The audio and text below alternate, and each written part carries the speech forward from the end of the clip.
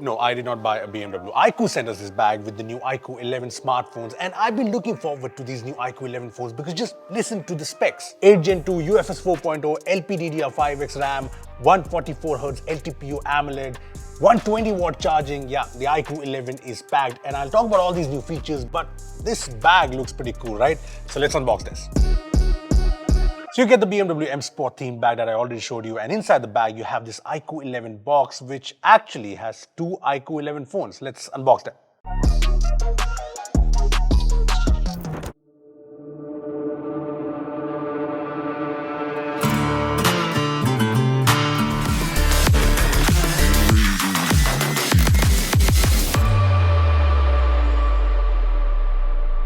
So this is the new iQOO 11, and as you saw in the unboxing, we've got the iQOO 11 in the Alpha variant, which is matte black and really classy, but the special one has to be the Legend Edition. I mean, this has the whole BMW M Sport strip on it, and unlike the matte glass back on the Alpha, this has a leather finish that looks and feels very premium and is also very grippy.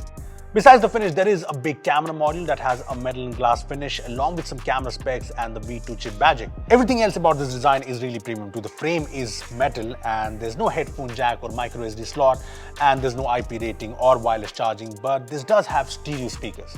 So there's one speaker on the bottom and the other one is on the earpiece, and I also like how sleek this phone is thanks to the slim frame and the curved back, and the display also has minimal bezels. Now this display is actually fantastic, flagship grade to be honest. I mean, this is a brand new E6 AMOLED panel which is 25% more power efficient than E4 panels. Then there's the fact that this is a 2K display with 144Hz refresh rate and LTPO support.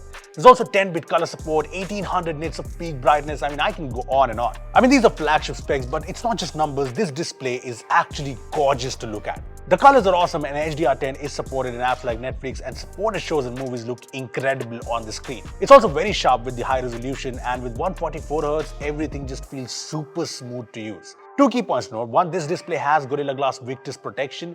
Two, this is a flat display, no curves, which is something most people prefer for the practicality, screen guards. You get the idea. I want to know from you guys, which side are you on, curved screens or flat screens? Comment below. Look, there's actually nothing to complain about in this display, so let's get to the part which I was most curious about, the performance. I say that because this is the first phone I'm testing with the new flagship Snapdragon 8 Gen 2 chipset, the new faster LPDDR5X RAM, and again, the new faster UFS 4.0 storage. Now, I was curious because the last few Snapdragon flagship chipsets have had throttling issues, major battery drain issues, heating. I mean, Snapdragon 888, 8 Gen 1, but the 8 Gen 2, as we all know, is using TSMC's 4nm process, so I was hopeful, and the throttling performance, the heating performance, the battery performance in the 8 Gen 2 is actually a big relief. First of all, benchmarks are great. There's a pretty big difference when compared to 8 Plus Gen 1, as you can see in Geekbench or even in AnTuTu. And if I take a closer look at the memory scores in AnTuTu, you can see the difference LPDDR5X and UFS 4.0 make. The scores are higher versus LPDDR5 and UFS 3.1.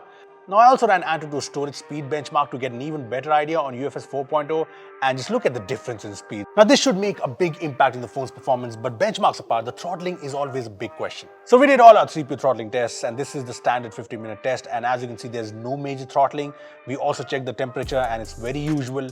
Now, these are the scores of the 30 minutes test, and these are the scores of the 1 hour 100 threads test, and you can see that the throttling percentage is in the 70s. The temperature of the phone after these tests was 41-42 degrees, which is fine. I also did not notice any overheating while intensive gaming. We tested 3 games primarily. We played Asphalt, which looks gorgeous on the screen and is super smooth. We tested Apex Legends, which again on the highest settings is just super smooth. And lastly, we tested Genshin Impact, which as you all know is super intensive. And even this extremely intensive game runs smooth on the iQOO 11. No lag or stutter on the max graphics and FPS settings. And one thing I did notice is that after like 30-45 minutes of gaming, the phone does get warm, especially around the camera module, but it's close to 40-41 degrees, which is fine. Genshin Impact even supports the V2 chip's game interpolation feature that boosts the frame rates. Day-to-day performance is also great. I mean, this is a powerful phone, so I was expecting it to be fast in usual apps and day-to-day tasks, and it is. And I think the 144Hz display does play a big part in the overall smooth performance. The software is FuntouchOS 13 based on Android 13, and this is a good update, well optimized, and I like that Vivo iQOO has implemented the Material U theming. You get this UI color option that lets you theme the UI with wallpaper colors, and it also supports themed icons, which is great really. Apart from this, FuntouchOS 13 has these few third-party apps pre-installed, but you can install them. As for updates, iQOO promises 3 major Android updates with the iQOO 11, which means this should go to Android 16. Let's move to the cameras, which are kind of overshadowed by other specs, but there's no cut downs here too. 50 megapixel main sensor with OIS, a telephoto camera, and an ultra wide angle camera. Now I'm still kind of testing the camera, but so far the shots look pretty good.